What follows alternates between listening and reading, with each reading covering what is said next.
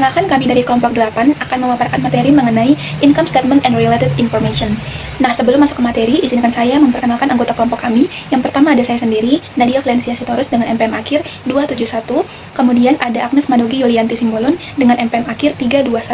Kemudian ada Valentin Aurelia Citrahati Zebua dengan MPM akhir 332. Lalu ada Nur Sarah Rahmawati dengan MPM akhir 341. Baik, di sini saya akan menjelaskan laporan laba rugi. Laporan laba rugi adalah laporan yang mengukur keberhasilan operasi perusahaan dalam periode waktu tertentu.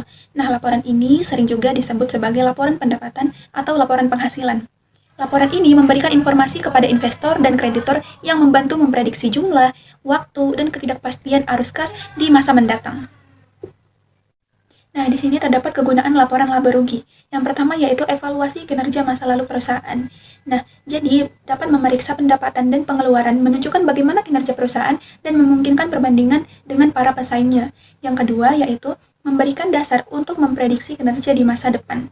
Informasi tentang kinerja masa lalu membantu menentukan tren paling penting yang jika berlanjut memberikan informasi tentang kinerja di masa depan. Yang ketiga yaitu membantu menilai risiko atau ketidakpastian pencapaian arus kas di masa depan. Nah, informasi tentang berbagai komponen pendapatan, pendapatan pengeluaran, keuntungan, dan kerugian menyoroti hubungan di antara komponen-komponen tersebut. Hal ini juga membantu menilai risiko tidak tercapainya tingkat arus kas tertentu di masa depan. Nah, selanjutnya terdapat keterbatasan laporan laba rugi. Perusahaan menghilangkan item dari laporan laba rugi yang tidak dapat mereka ukur secara andal. Angka pendapatan dipengaruhi oleh metode akuntansi yang digunakan. Nah, pengukuran pendapatan melibatkan pertimbangan. Yang kedua ada kualitas pendapatan.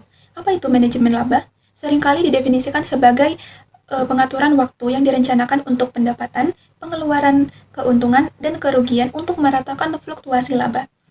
Nah, dalam kebanyakan kasus, perusahaan menggunakan manajemen laba untuk meningkatkan pendapatan pada tahun berjalan dengan mengorbankan pendapatan di tahun-tahun mendatang. Nah, misalnya mereka mengakui penjualan lebih awal untuk meningkatkan laba. Baik, selanjutnya yaitu isi dan format laporan laba rugi. Yang pertama, unsur-unsur laporan laba rugi. Nah, laba bersih dihasilkan dari transaksi pendapatan, pengeluaran, keuntungan, dan kerugian. Laporan laba rugi merangkum transaksi-transaksi ini. Nah, metode pengukuran laba ini pendekatan transaksi, berfokus pada aktivitas terkait laba yang telah terjadi selama periode tersebut. Terdapat dua elemen utama dari laporan laba rugi. Yang pertama yaitu pendapatan. Pendapatan adalah peningkatan aset atau penurunan kewajiban yang mengakibatkan peningkatan ekuitas, selain yang berkaitan dengan kontribusi dari pemegang klaim ekuitas. Yang kedua yaitu beban. Penurunan aset atau peningkatan liabilitas yang mengakibatkan penurunan ekuitas, selain yang berkaitan dengan distribusi kepada pemegang klaim ekuitas. Yang kedua, terdapat komponen menengah laporan laba rugi. Nah, komponen menengah menunjukkan proses perhitungan laba secara bertahap dari pendapatan sampai laba bersih. Yang pertama, terdapat penjualan laba bersih, yaitu total pendapatan setelah dikurangi retur dan potongan. Yang kedua yaitu HPP atau harga pokok penjualan, biaya langsung untuk menghasilkan barang atau jasa. Yang ketiga ada laba kotor yaitu penjualan bersih HPP. Yang keempat, beban operasional, biaya kegiatan sehari-hari seperti gaji, sewa, pemasaran, dan lain-lain. Yang kelima yaitu laba usaha, yaitu laba kotor, beban operasional. Yang keenam, pendapatan atau beban lain-lainnya, berisikan pendapatan atau biaya di luar kegiatan utama. Yang ketujuh yaitu laba bersih laba akhir setelah dikurangi semua beban dan pajak. Selanjutnya saya akan menjelaskan pelaporan berbagai item pendapatan. Yang pertama adalah laba kotor. Pelaporan laba kotor memberikan angka yang berguna untuk mengevaluasi kinerja dan memprediksi pendapatan di masa mendatang. Dua ada pendapatan dari operasi. Menentukan pendapatan dari operasi dengan mengurangi biaya penjualan dan administrasi serta pendapatan dan pengeluaran lainnya dari laba kotor. Pendapatan dari operasi menyoroti pos-pos yang memengaruhi aktivitas bisnis reguler. Yang ketiga ada klasifikasi biaya. Perusahaan diharuskan untuk menyajikan analisis pengeluaran yang diklasifikasikan berdasarkan sifatnya, atau seperti biaya bahan baku yang digunakan, biaya tenaga kerja langsung yang dikeluarkan, biaya pengiriman, biaya iklan, tunjangan karyawan, biaya penyusutan, dan biaya amortisasi, atau fungsinya seperti biaya barang terjual, biaya penjualan, dan biaya administrasi.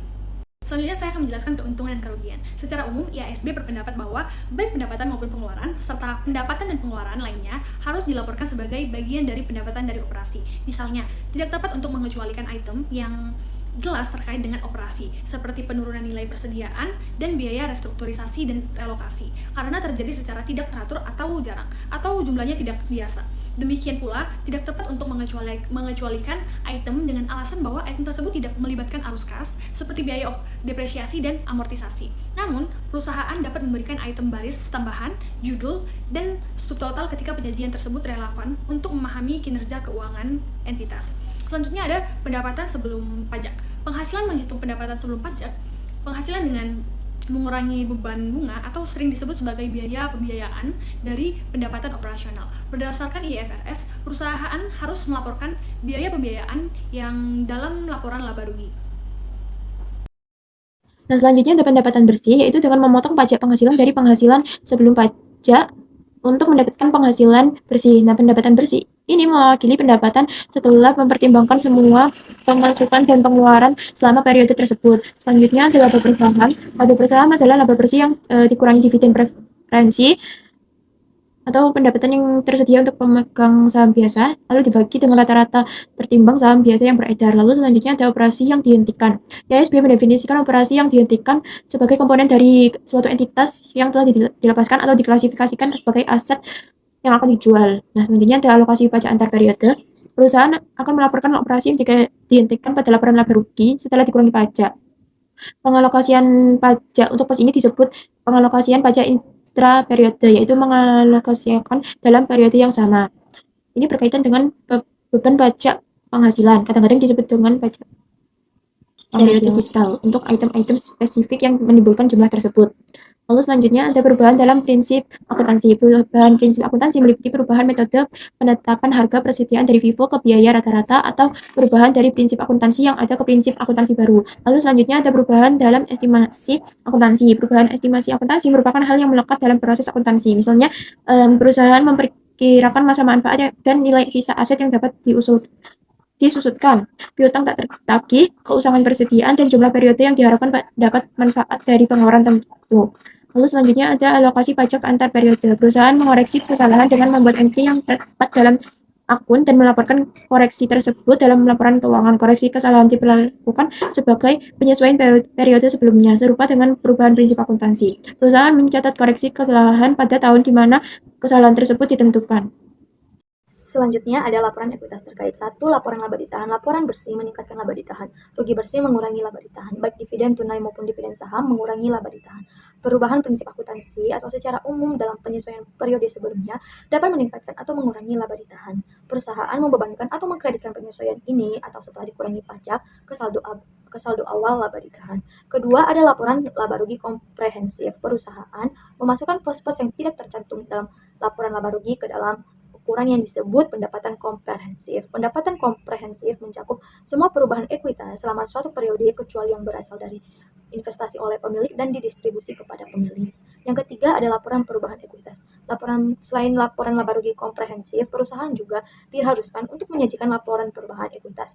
Ekuitas umumnya terdiri dari modal saham biasa, premi saham biasa, laba ditahan, dan saldo akumulasi dalam pendapatan komprehensif lainnya. Laporan ini melaporkan perubahan pada setiap akun ekuitas dan dalam total ekuitas untuk periode tersebut.